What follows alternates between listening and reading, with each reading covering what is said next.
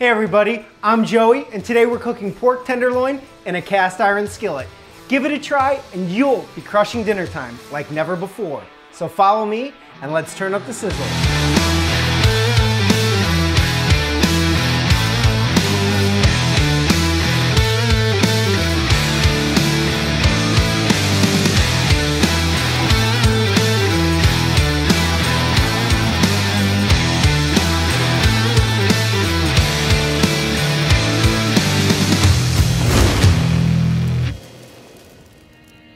Are you looking for something that is both healthy and tasty? If you are, look no further because we have you covered with this incredible pork tenderloin. We're going to use the cast iron skillet to create an amazing flavor on the exterior and then move it to the oven. Preheat your oven to 450 degrees. It will need to go in there for about 7 to 10 minutes, just depending upon the size of the tenderloin. The first thing you need to do is remove this tough silver skin. It's this part right here, normally located on the thicker end of the pork tenderloin. And it's not bad, it doesn't have a bad flavor, it's just chewy and gummy, so why keep it on there? Let's go ahead and peel it off.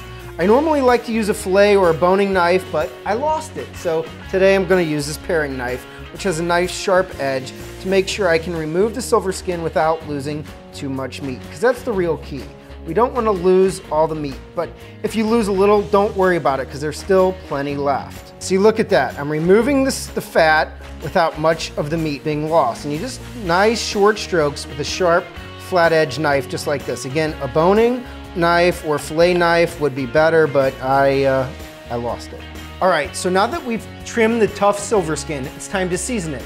But before we do, I just want to remind you, it's the best practice to let your meat rest at room temperature for at least 20 to 30 minutes to allow even cooking once it gets into the skillet. But we're ready to season, so we're going to go ahead and just pat this dry with a paper towel. And because this is a lean cut of meat, it's not going to have a lot of natural flavor. It's really important that we season it liberally. So here we're going to use some of our JoJo rub. It's a simple rub we created, and you can find the link in the description below. It's made using common ingredients found in most kitchens, probably yours too. I'm just going to go ahead and season this liberally on all sides. All right, so now that this is seasoned, we're ready to get it in the skillet. But before we do, we need to add a little something extra. Here I made some bacon earlier today, and I'm using the leftover meat nectar, about a tablespoon, to help season this pork tenderloin as it cooks. If you don't have any leftover meat nectar from making bacon, you can always use a 50-50 mix of olive oil and butter, no more than about a tablespoon. So just go ahead and get that in and allow the pan to get nice and hot until it starts to smoke.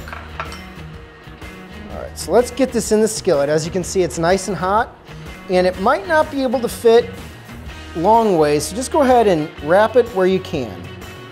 We're gonna flip it 2 times. We're gonna allow it to cook on this side 3 minutes, flip it, allow it to cook for another 3 minutes, and then flip it again. While this is cooking, I just want to take a moment to remind you that pork tenderloin is not the same thing as pork loin. They sound very similar, and yes, it is confusing, but pork tenderloin is far more tender, hence the name.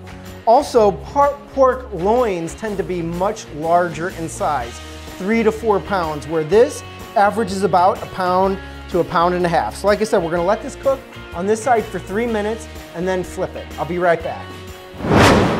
All right, so it's now been 3 minutes, so we're just gonna flip it by 1/3 and let it cook for another 3 minutes. All right, so it's been cooking for another 3 minutes, and I'm just gonna give it one final flip.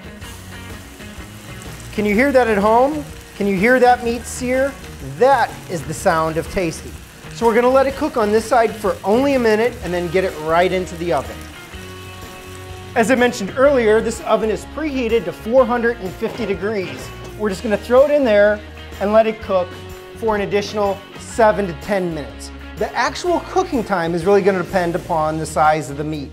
And remember, it's really more of an art than a science. You wanna let this cook to an internal temperature of 145 to 155 degrees.